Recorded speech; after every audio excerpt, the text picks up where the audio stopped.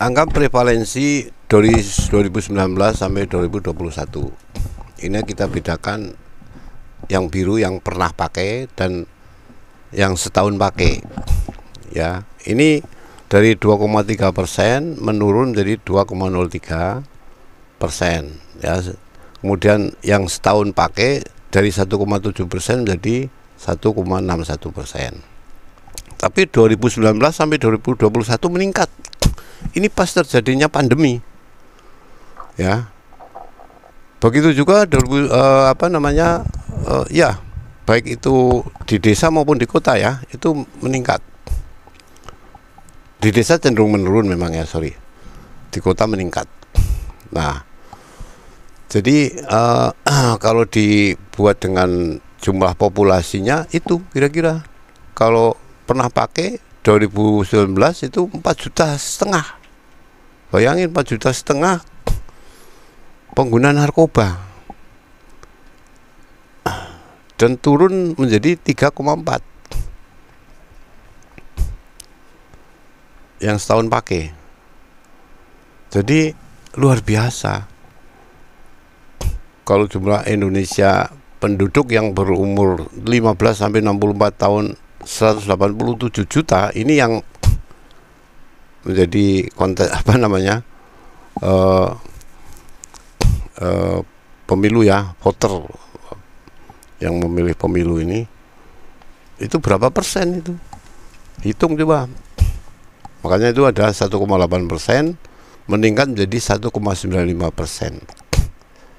Meningkat kok narkoba, meningkat harusnya angka pertumbuhan nasional ya, dari 4% menjadi 7%. Sekarang pertumbuhan nasional turun. Bagaimana?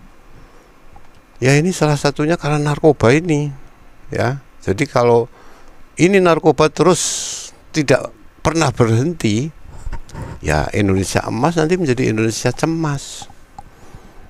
Makanya ini menjadi kewajiban kita bersama untuk bersinergi, berkolaborasi bersama-sama agar narkoba itu tidak menyasar kepada para mahasiswa, yang saya yakin para mahasiswa inilah yang nanti akan menjadi pemimpin-pemimpin bangsa. Oleh karena itu memang harus menjadi garda yang paling depan di dalam konteks pencegahan dan peredaran gelap narkoba, baik itu di kampus maupun di luar. Kalian bisa menjadi relawan ya. Saya sendiri dosen tapi jadi relawan, dan saya sekarang menjabat sebagai ketua harian relawan perguruan tinggi anti penyalahgunaan narkoba yang beranggotakan ratusan perguruan tinggi di seluruh Indonesia. Jadi mahasiswa nanti bisa bergabung untuk menjadi relawan muda, arti pena muda ya, insya Allah, dalam rangka kita bersama-sama untuk mewujudkan kampus bersih narkoba, sehingga kampus benar-benar bersinar ya, tidak hanya berprestasi tapi bersinar. Ini saya dari data statistik ya, kita coba tampilkan. Jadi jumlah peserta didik ini dalam juta orang ya, yang tamatan SD yang pengguna narkoba itu 24%. 51%. Ini pengguna ya, komunitas pengguna. Yang lulusan SMP itu 21%. Jadi yang lulusan SMA 9,4%, dan perguruan tinggi kok naik 17,4%. Sebetulnya ada kecenderungan menurun komunitas-komunitas pengguna ini. Dari paling banyak itu memang yang goblok-goblok ini, yang lulusan SD ini, terus menurun, meningkat pendidikannya menurun, tapi mahasiswa nih naik lagi. Nah ini bahaya ini ya. Kemudian alasan memakai, saya pikir saya tidak perlu sebutkan lah ya. Ada yang coba-coba ya, ada yang dipengaruhi teman, ada yang memang kebutuhan. Kemudian untuk tingkat prevalensi, tingkat pelajar dan mahasiswa ini dikumpulkan ya, diakumulasikan. Kalau yang pernah pakai itu apa namanya 6,5%. Kalau yang teratur pakai setahun sekali itu 3,6%. Ini tinggal dihitung saja berapa jumlah komunitas massa dan pelajar di Indonesia itu kan puluhan juta. Kalau 3% aja udah berapa? Udah ratusan ribu. Kemudian tingkat prevalensi pelajar dan mahasiswa, ya.